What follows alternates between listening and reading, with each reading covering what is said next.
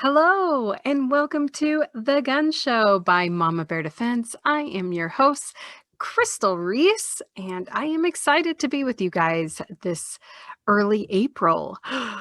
Spring has arrived, and I am so here for it. I just love the seasons and when they change. I just get excited about the new things. Speaking of new things, the government did not deliver a lot of new things. There was a lot of talk about gun control and a lot of focus, and Biden said that he was going to push some executive actions and whatnot. So we're going to go into that. It actually has been a relatively mellow couple of weeks in regards to laws. So feeling pretty good about that. And then I am going to share the interview, part of an interview with Alaskan Ballistics, Chuck over there. And if you notice, the intro song for the podcast was different. That's because that is a lullaby that he wrote for me. So that's pretty awesome. He even gave me the score and everything all written out. It's cello and piano, if for those of you who are curious. And I don't know if I'm going to be able to get it into the YouTube video because I haven't quite figured out just audio and whatnot, but maybe I'll get it. Okay, let's get to the news.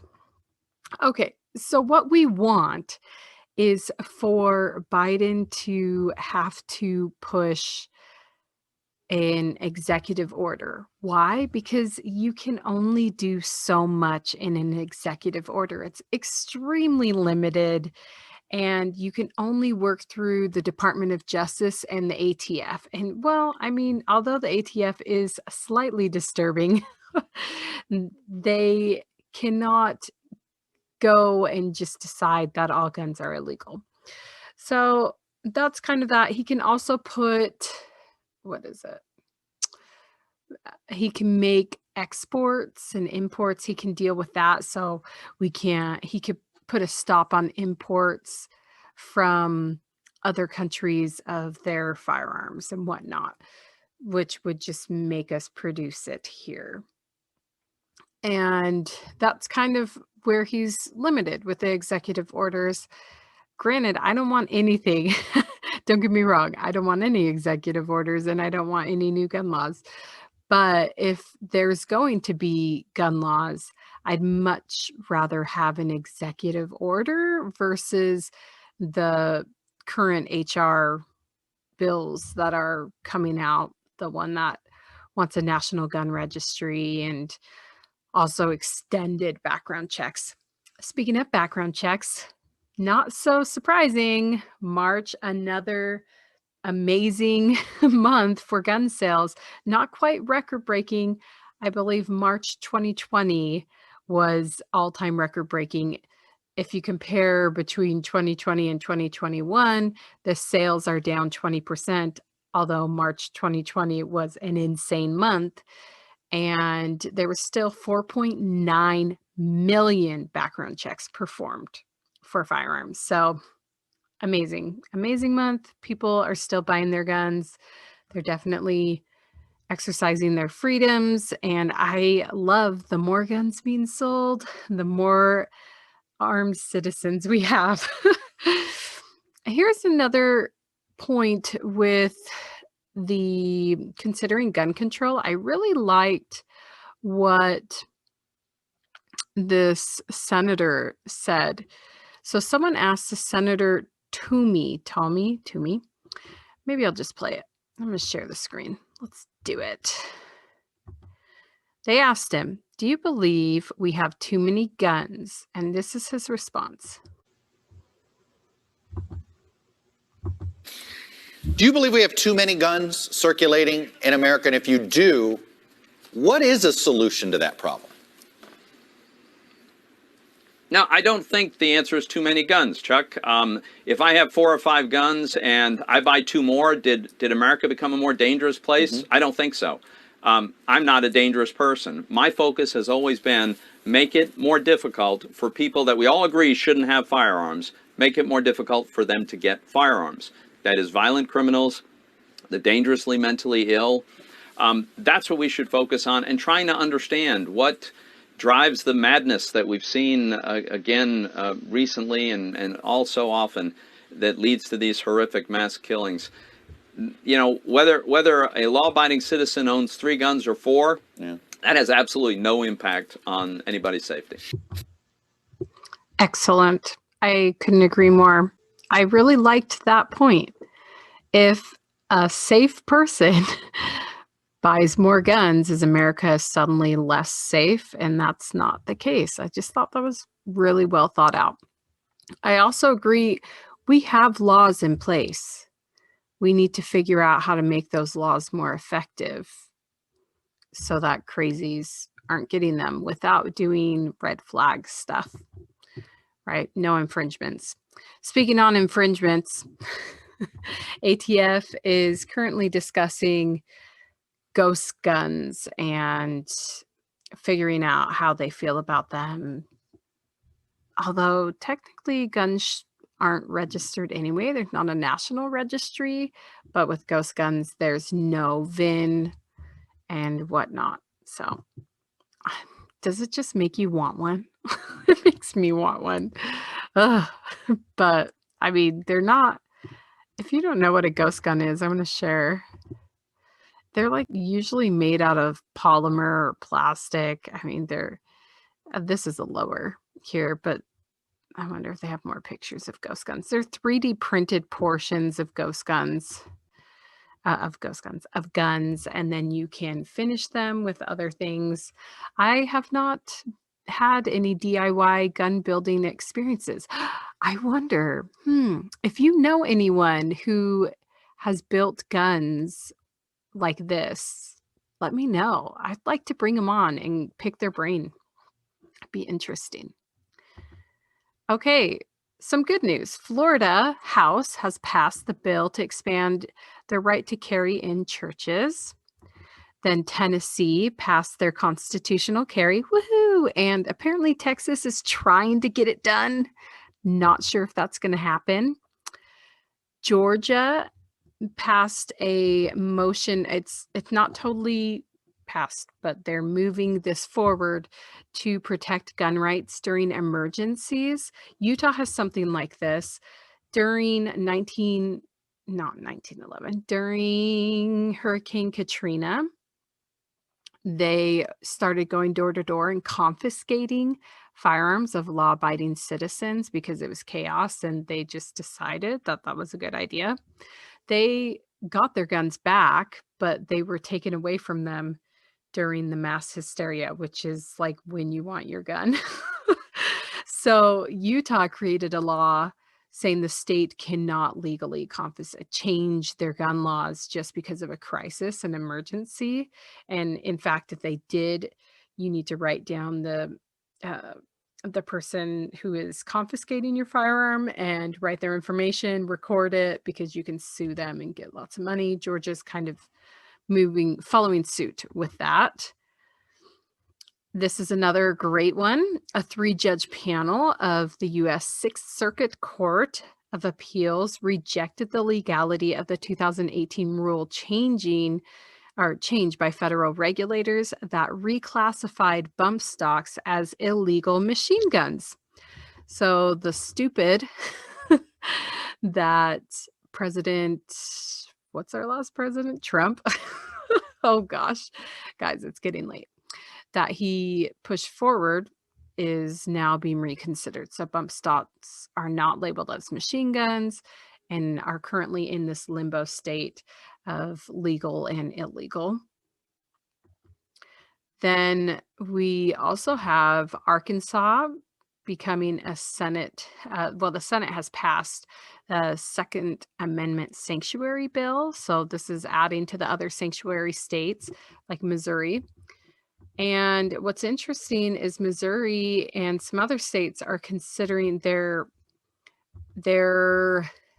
organizing volunteer armed militias, state militias, which is really intense to me. I mean, I think it's interesting that they are foreshadowing some problems like that. I hope that those armed militias don't need to come into place. However, I have felt nervous. Like if something were to happen in an extreme manner against the American public, we as well, extreme against the Second Amendment, we would not be able to communicate as patriots because social media wouldn't work. YouTube would shut us down. I'm sure there would be a shutdown with communication, with email. I mean, there's a lot of the way we communicate would be shut down. So I wonder, like, how would we be able to even organize to defend ourselves with no pre-planning? So, anywho, hopefully that's just being nervous, but I do think that's a good idea. Alabama, they didn't quite go the constitutional carry route, but they did something pretty as close as cool as constitutional carry, but not quite being there. They are moving forward a bill for the lifetime carry permit. So you could get your concealed carry permit, pay $300 and have it for life. Like I said, it's almost there. Not quite as legit as this is the year of the constitutional carry. So it's not quite there, but it's getting there. And then, ending on a sad note, Oregon, their mandatory gun storage bill is moving forward. I am an Oregonian. I grew up on the Oregon coast, and I have all of my family members that live in Oregon. And so that is a bummer. Well, except I have a sister in Idaho. But yeah, I'm pretty sure that's going to pass. I hope it doesn't, but knowing Oregon, that's probably where it's going. And if you don't know why that's not a good thing, you can watch, I believe, my last video or some of my other previous videos of why mandatory gun storage is not a good thing. Okay, I am going to leave some room for this interview with Chuck. Chuck has the YouTube channel Alaskan Ballistics, and the way he describes himself is he does redneck ballistics. He is a PE teacher by day and it does this for fun, and then he's also a new father. And he's been married, I believe, 2 years to his wife. Just a fun guy. And we have a little bit of a debate, so it's kind of fun. We're going to continue discussing into longer guns. So finishing up pistols and then going into the long guns. And I'm going to have to cut off this interview because we talked for a long time. So I will to be continued a part 3 and possibly a part 4 of just understanding guns and discussing them further. So enjoy. Okay. Yeah. All right, Chuck, part 2. Thank you for coming on. Today is going to be an episode of stuff that I don't have much to contribute to because I am not very trained in the long guns. I have my rifle instructor and I've taken the tests and whatnot. However, my familiarity is a lot lower, especially when it comes to the different calibers and all of the different types of guns. Like I can know how to load it. If I look at a gun, I'm like, okay, I can load this and I can shoot it. But as far as calibers go, over my head. So, segue, last week we talked about pistols. Was there anything you wanted to finish? I wanted to add that like super lightweight bullets, like this is a 50 grain 9mm. Generally speaking, most of us would consider them gimmick rounds. And thanks for having me on, by the way, and everything. They're at 2,000 feet per second because they're such a light bullet.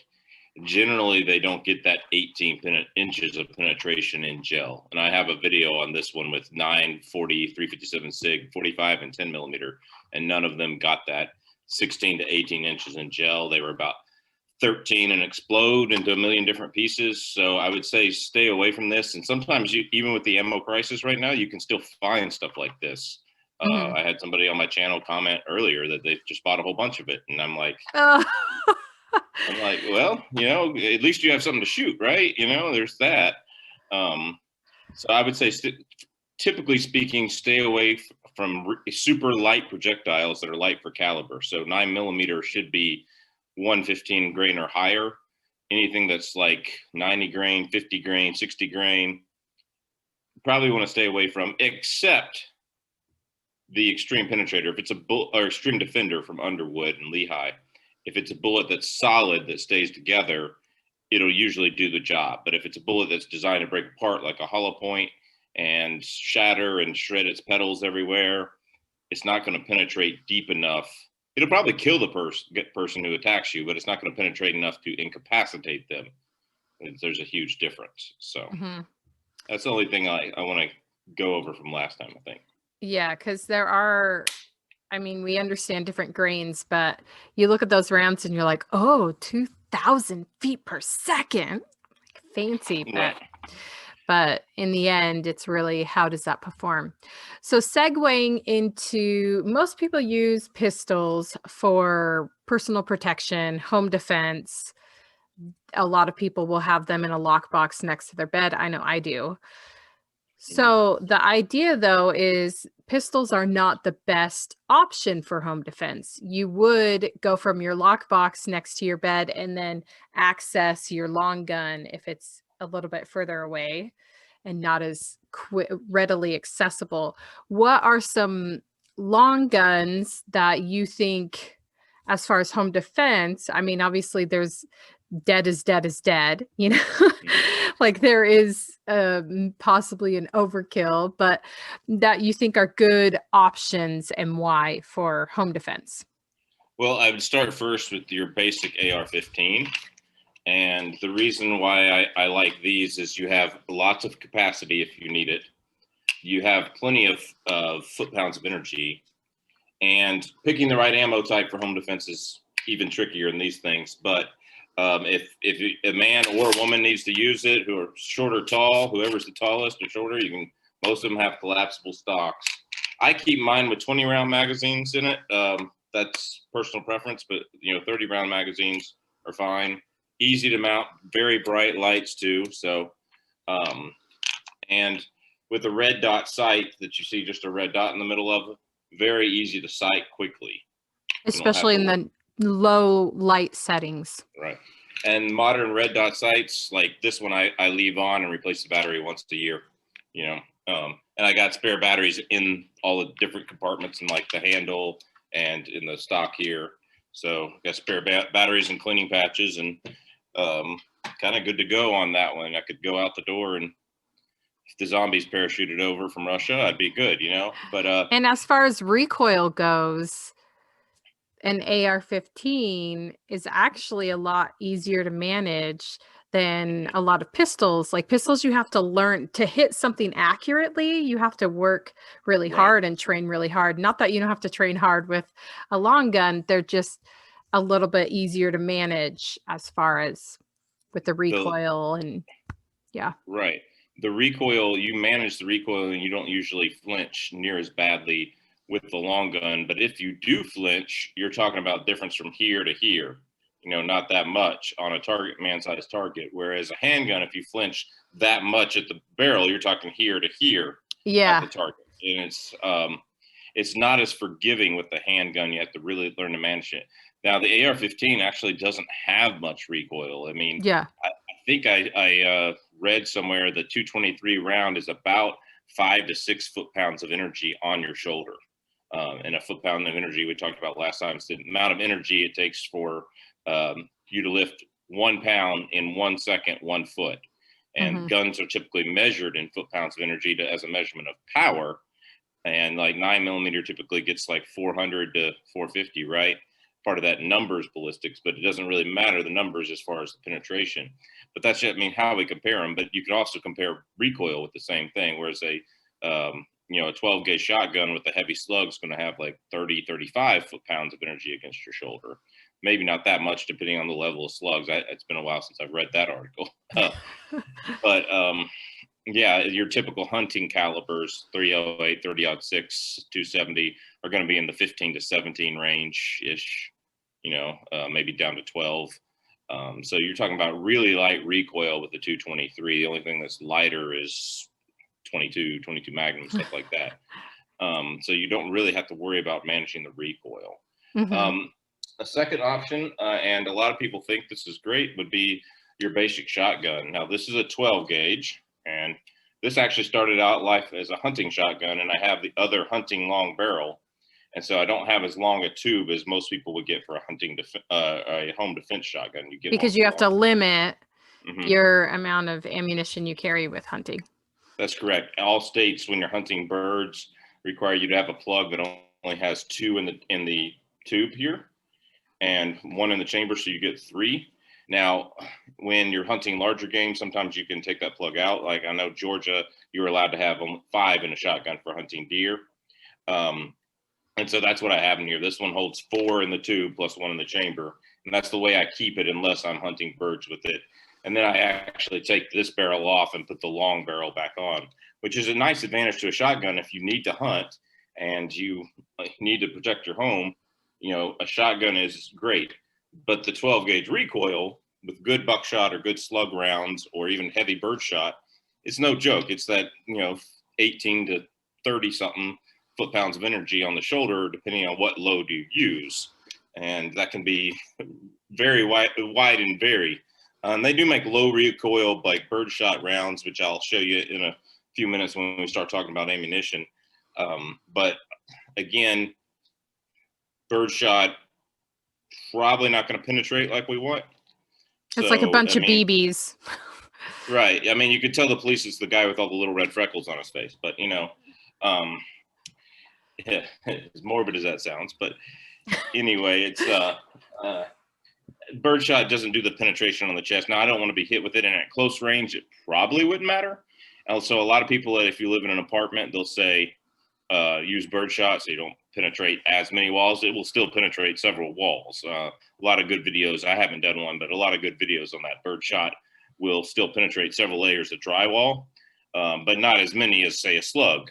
It's not going to go through the slug can go through your house and your neighbor's house and stop them there. But whereas the birdshot probably won't make it out your exterior wall if you're shooting through the length of your house. So that's the idea behind that. It's still pretty dangerous if you're shooting in your kid's room's direction, so you want to be careful of that. That's one advantage to the AR-15. Before the ammo crisis, you could get bullets. These are hollow points for the AR-15 made by Barnes, and these are the TSX, and that's what I keep in mind. And one advantage to that is these bullets will typically stop in the intruder, whereas a buckshot will probably do it with a shotgun, but a slug probably won't. It just depends on the slug and if it's designed to open up and expand, or if it's designed to penetrate through. Here in Alaska, most of mine are designed to penetrate through because a grizzly bear is literally bigger than a human, right? So that's that. A 20 gauge shotgun. Let me grab that one. It's a little out of reach here. So a 20 gauge shotgun. This one is actually bought for the baby you might hear screaming in the background in a few minutes. You already bought his gun? I already bought him 3 guns. Oh my gosh. Yeah. Well, they might be illegal by the time he gets there. So it's got a shorter stock. For petite women that are small, or even petite men, I highly recommend a youth 20 gauge. 20 gauge will do anything a 12 gauge will do inside the house. Maybe not long range turkey hunting or goose hunting, shooting 50, 60 yards, trying to nail something with a really big, powerful load and a long barrel and a choke, which we'll talk about chokes in a minute, I guess, too. So, but 20 gauge will do anything that a 12 gauge will do. You don't need to have all that. And right now, the advantage of 20 gauge is if you go on the shelf in the ammo store, most places around here anyway, and I've been told a lot of places in the country have plenty of 20 gauge. You can still find it. You can still find it. I bought 20 gauge slugs and buckshot, just a couple weeks ago, and I can go find any type of hunting round I want for it. And there's plenty of 20 gauge on the shelf right now. So that might be the gun to own for 2021, or gun to buy. If you want to do shooting, that might be the gun. So this one is a Mossberg pump, or Maverick 88, excuse me. And I think these ran about 230, which I'm still hearing they're not much more than that. And this one is the youth compact stock. I can fit it, but my wife is taller than me. She can't really fit this one. So less recoil than a 12 gauge usually. You can see the receiver here. This is part of the gun's called the receiver, and that's the part that's serialized on any gun. It's called the receiver. You can see between the two, the 20 gauge is a lot smaller receiver than the 12. Now, these are two totally different companies. This is a Remington 870, and this is a Maverick 88. This Remington has a steel receiver, so it's considerably heavier than an aluminum receiver. So once you start putting really heavy loads in the 20 gauge, say 3-inch You start shells, feeling it. You start feeling it. So yeah, if you're target shooting birdshot, 20 gauge is going to be lighter.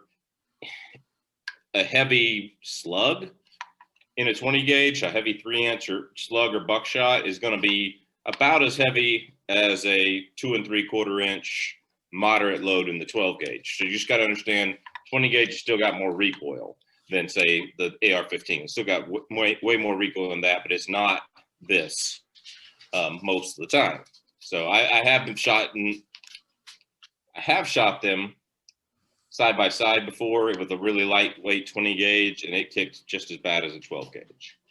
And those are going to be like your two most popular gauges. So gauges it's like gauge of wiring. As the number goes down, it gets bigger. So there is like a 10 gauge and even an 8 gauge out there that's humongous that you would never want to fire from the shoulder. And then there's 12, 16 is in the middle. And I have a cult following. There's a cult following for the 16 gauge.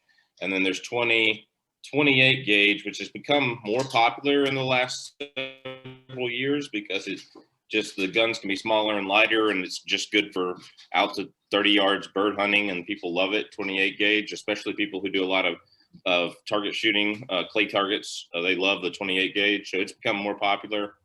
And the 410 gauge, which has become more popular because it's used in the Smith & Wesson Governor and the Taurus Judge revolvers. You can use that or a 45 long Colt round. They can both fit in the same revolver. So 410 gauge is 410. It's actually 410 bore because it is actually 0.410 in diameter, or supposedly something similar to that. It's called 0.410 bore. It's actually, I think it might be 0.451, but anyway, or 0.452 inches in diameter. But 410 gauge is your smallest. So you got 410, 28. There's an oddball like 32 in there that nobody shoots. And then there's 20 and 16, 12 and 10. And most of the time there's nothing above 10. There is historically been an 8 gauge, but nobody shoots that either for, orthopedic surgery reasons. So it's, you take the barrel, and what they did is they cast these round balls, and they said, how many balls can fit in this barrel to equal a pound? Right. And so if you have a 12 gauge ball, then that means only 12 of those balls can fit in there and equal a pound. Whereas 24, you think of, they're a lot smaller and they can fit in there. So that's, old style ballistics and definitions, but we still use it today.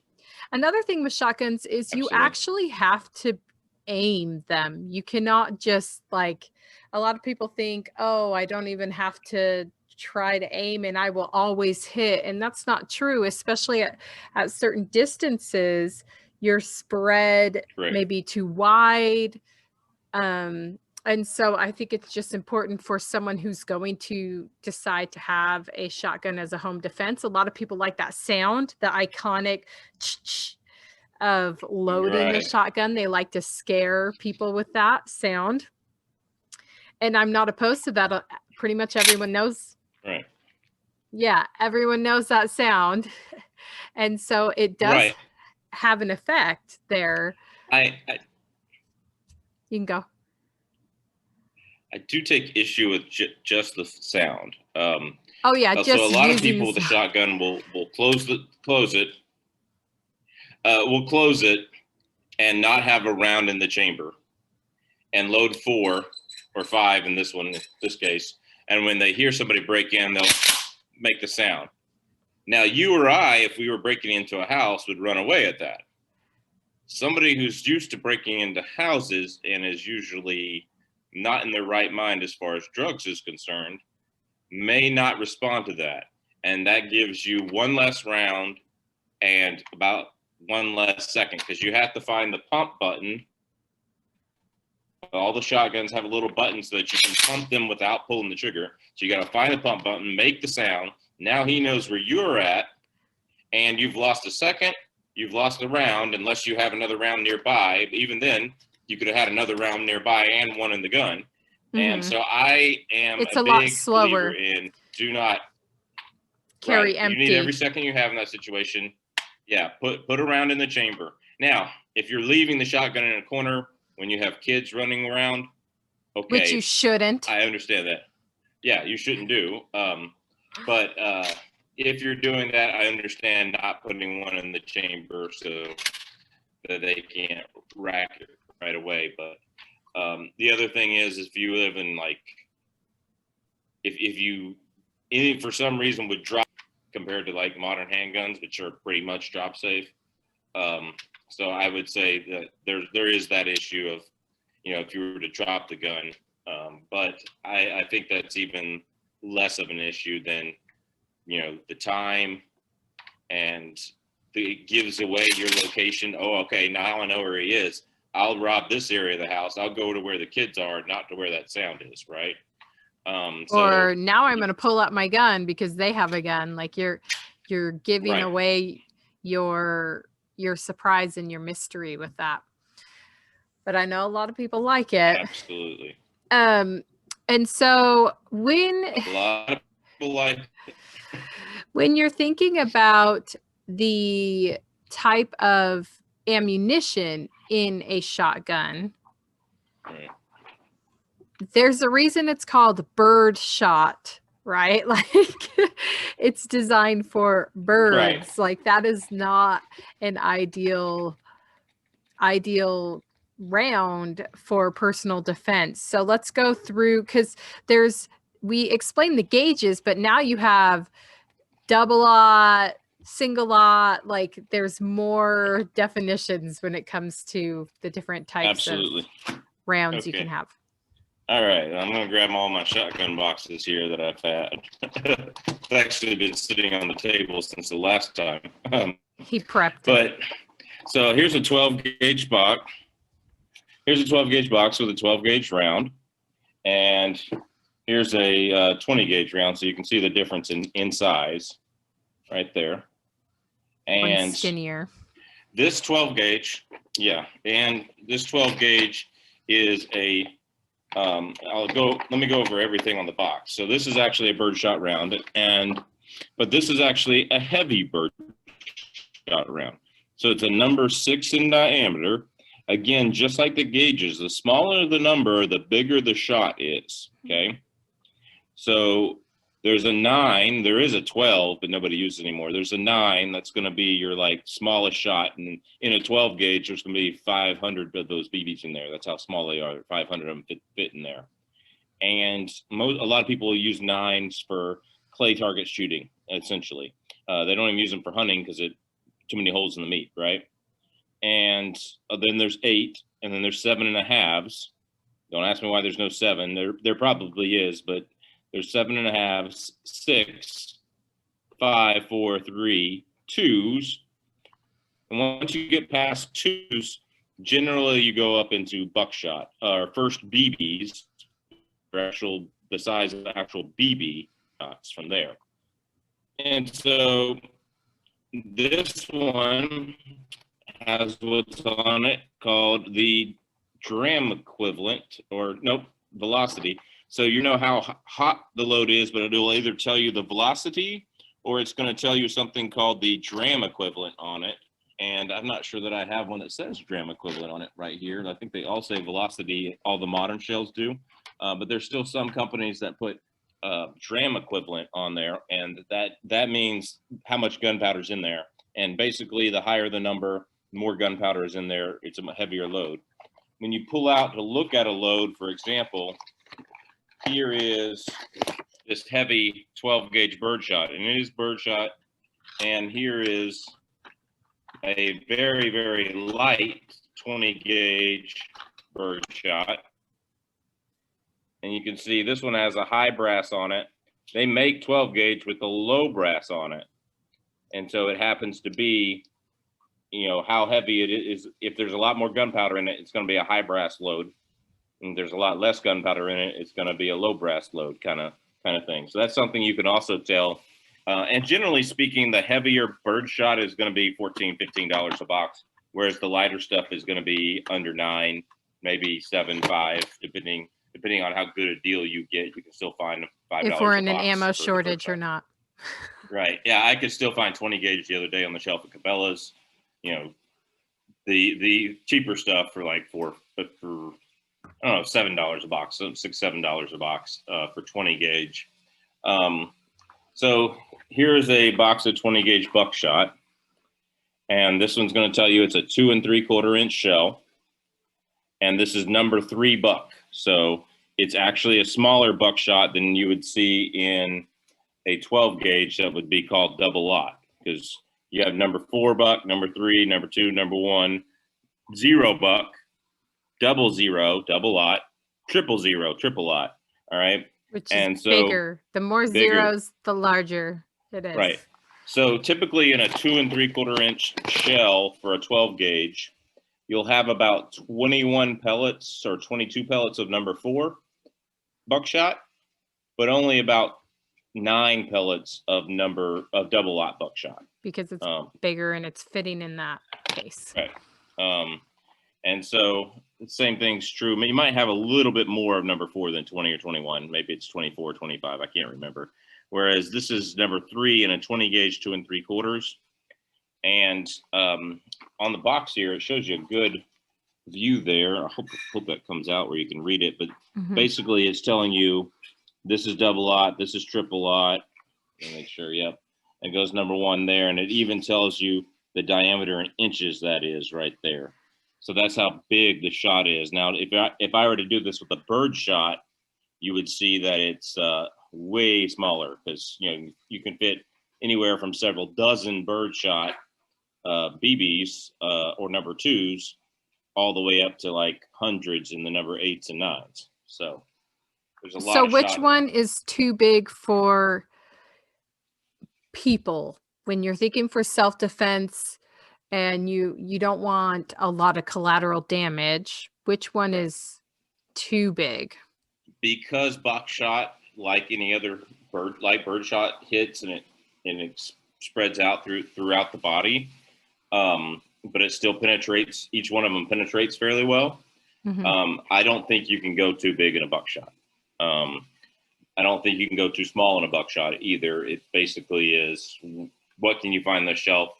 And if we weren't in an ammo crisis and you could buy anything you want on the shelf, you would go to a range and you'd sit your shotgun on a bag, and you get a bag under here to rest, and you would pattern your shotgun and see which one shoots the most in the center. Because something just like handguns or rifles might have a load that shoots off this way, and you got to adjust the sights for that particular load. Shotguns could be the same way. All right. So you would definitely want to go pattern your shotgun, is what we call that, and see which one shoots the most in the middle. And so at that point, if you're choosing buckshot for home protection, which if you live in a house and not an apartment is a really good idea, then you should use a buckshot, and you should pattern it so that you know which one to use. I pattern this stuff. It patterns just a hair low of center out of that 20 gauge. Love it. So I'm a big believer in using buckshot. Now, this is the only slugs I have on the table. I got tons of slugs, but this is the only ones I have on the table. These are a steel slug for 20 gauge. And the blue picture to the side is what's actually inside there. Right. And so it's a steel slug, and so that you don't have steel rubbing on steel, it's polymer wrapped. Most shotgun slugs are lead. And like I said, this one is designed for, I'm protecting myself against something that needs deep penetration, such as a moose wanting to stomp me and my wife when we go walking, or a bear wants to eat us or something like that. That's what this one is designed for. They do make slugs that expand. They make slugs that have the spinning of the slug, the rifling on the slug itself. Those are called rifled slugs. They have slugs that need a rifle barrel. So you actually take your barrel off your shotgun, which is easy to do, clean. Just read your owner's manual, or I can show you real quick. There's almost all shotguns are the same way. And you just, of course, I can't do it. It's too tight right there, but usually it's easy.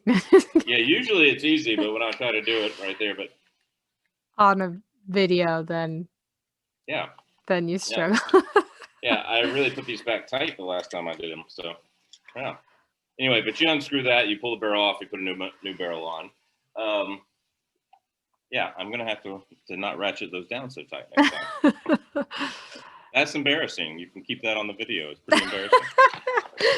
Anyway, but it's easy to change the barrel and stuff like that. So if you needed a slug barrel that shoots, that actually has rifling in the barrel, the stuff in the barrel that makes the bullet spin, the grooves of the barrel, all pistols and all rifles have that, but not shotguns. They're usually smooth bore. And now in shotguns, you can unscrew, most of them have screw-in chokes, and that choke is what controls how tight the pattern is. This one is what we call a cylinder bore. So most of them don't even stick out like this. This is an extra muzzle brake to help with recoil with the 12 gauge. Most of them are cut off right there, and that's as far as they go right there. And you can stick that in your shotgun, and if you have a cylinder bore, it's the same diameter as your cylinder. If you have an improved cylinder, it's just a little bit tighter. If you have a modified, it's just a little bit tighter. If you have an improved modified, it's just a little tighter. If you have a full, it's even tighter. And if you have extra full, it's really tight. And that'll control how tight that'll control how tight your group is going to be. So if you were, say, hunting turkey at 50 or 60 yards, and you're going to take a really long shot with a 3-inch shell, not impossible, still a little long, you would want an extra full choke with a big shell in it, with big shot, number 4, number 2, or number 3, to shoot that long a distance. If you're using slugs that have the rifling on them, you don't want a choke that's too tight, because then it'll go down the barrel, spinning down the barrel, and all of a sudden it'll hit that choke and choke up and cause your barrel to swell right here. And you've pretty much ruined your barrel from that point on, and shoot slugs. So you want to make sure that if you're shooting slugs, you have a cylinder bore in there, maybe an improved cylinder. I've got away with both, but the big one. But modified and higher, iffy. You don't want to do it. So it's called cylinder bore, improved, which is wide, and then modified, and then right. Full. Yeah. So that's kind of and then extra full, and I would have called it tight and wide, or small and large, open and closed. That's what I would have called it, but I guess. So if you have a really old shotgun that your granddad gave you or something like that, most of them in the old days don't have screw-in chokes. They had the choke diameter built into the barrel. So like for my dad's shotgun, for example, it's a Remington 870, kind of very like mine, but he has a fixed modified choke in it. And so if he wants to change the choke, he has to change the whole barrel, which is considerably more expensive to buy. And so a lot of old shotguns have the choke fixed in it. Even some new shotguns, I bought a little 20 gauge break open for 99 bucks during the sale at Cabela's this summer. And it has a fixed modified choke. I can't change the choke in and out of it. It's probably all I'd use in it anyway, so I'm not really worried about it. And It's a nice little fun little lightweight gun, one shot, breaks open, and it's a good little gun for like birds and stuff like that. But it's got a fixed choke, so I got to keep that in mind. That hey, if I put a really heavy slug through this, it's modified. It's on the iffy stage. You don't want to do it in a full or improved modified or full or extra full. You're going to really blow that barrel apart. So it's kind of iffy, if I want to shoot a slug through that, which I don't really plan on doing. So when you purchase a gun, do they come with a shotgun? Do they come with the different chokes? If you buy a nice shotgun, sometimes, yeah. You buy a $1,200-$1,300 Benelli, there's usually 5 chokes in there or 3 chokes in there. When you buy a $300 Mossberg, you got to go buy the chokes. And what does it usually? What's the standard choke that it comes with? Modified is going to be your standard choke that it comes with, and modified is so that it can do just about anything. Anything but run slugs. Really, you could reach out there with a heavy bird load if you were like squirrel hunting and wanted to shoot at 40 yards or something. I've done it. Okay, you can do it. You can reach out there. You can have home defense, short range, and it'll still pattern pretty tight on their chest, but it's still going to be spreading some. If you buy a home defense shotgun that's meant for home defense that has a long tube, generally speaking, they come with a cylinder bore or no choke at all, and it is a fixed barrel cylinder bore. Sometimes they've come with interchangeable chokes now. It really just depends on what you buy, and you got to know that before you buy. And that's the advantage, because a lot of people like to use a slug for home defense, especially if they live in a place where there's critters that they might be defending from. If where I live right now, it's just as likely for a black bear to break in my house is a human, right? When I lived in the middle of Anchorage, it was more likely the other way around. It was way more likely that a black human would than a black bear, though we had a black bear in our yard tear up the trash can, So, and there's that. But it would be also possible. I actually had a guy at my church defend himself from a black bear inside his house. And that was on the hillside in Anchorage. There's a big, going up the mountains, there's a lot of nicer neighborhoods and a lot of bears in that area. So there is that. So again, 20 gauge, like this would be considered a high brass birdshot load. So kind of a heavy load. I know there's different types of inches, like the 2 3/4. Yeah, let's get to most of them are 2 3/4, but I know one time we accidentally bought a different type of inch for we have the judge that you were talking about for our handgun. It's still shot, but there was like issues with getting it out of the cylinder. And we were like, what's wrong? And then we looked and saw that they were different. So what are things when it comes to the inches? What are you going to make sure in general 2 3/4 is a standard?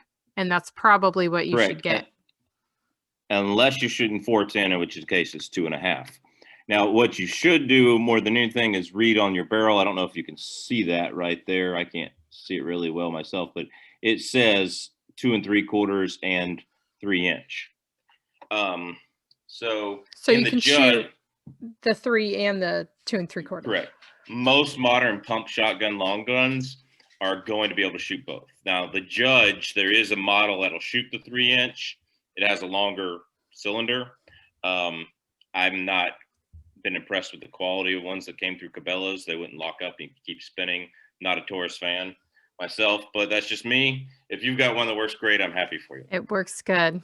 Good, I'm happy for you. My 12 gauge is a little easier to read. So this one, let's see, where is it? There it is. Oh, yeah, there you go. Or 3 inch. 2 3/4 and 3 inch. Most modern guns are going to do that. If you have a shotgun that was handed down from you from your past, from your grandfather or something like that, it's probably only going to shoot one, and you need to know which one that is. Generally speaking, it's going to be 2 3/4 inch shells. They developed the 3 inch shells for long range goose hunting, long range turkey hunting, where you can only call a turkey in 40 yards. 50 yards and you want to really reach out there, you need more shot in the shell, more powder in the shell, and they hurt to shoot. But you can get 3-inch slugs and 3-inch buckshot loads, and they do hurt to shoot, especially in 12 gauge. And a 3-inch 20 gauge will kind of get towards the power limit of a 2 3/4-inch 12 gauge, depending on the load and the powder and all that kind of stuff. But it can actually get into that mid-level, not the cheap low-level stuff, but it can actually get in that mid-level of 12 gauge with a high-level 3-inch 20 gauge. And 3-inch 20 gauge is really hurt because you have a smaller, lighter gun, and now you just put the equivalent of a 12 gauge shell in it. So they can actually hurt. That's what I was saying. Depending on, most things you're going to shoot, the recoil is going to be less side by side with a 20 gauge. But there's always that exception, Yeah. And so the inches, 3.5 inch is generally only in 12 gauge. And I think it's the only thing offered in 10 gauge, which again, that's long range turkey and goose hunting. You don't need that for home defense. And 3.5, it's going to punish your shoulder pretty good. So I wouldn't shoot it. I haven't shot any actually, because I don't own one that shoots it, and don't plan on it. So Yeah. I mean, the specialty rounds, I mean, like you said, the 20 gauge is more accessible, but some of them, when they're so specialty, they're less accessible all the time, year round. And so you want Very something that's common, but maybe not as common as the 12 gauge or the 9. Right. I mean, it's so hard to find 9 and 380 right now. Right. So sweet. There's our shotgun intro. All right, I am going to stop it there. Good shotgun overview. Thank you for joining us. Thank you for listening. Thank you for supporting. Like, subscribe, share, do all the warm fuzzy bits for us, and we will see you next time. Bye.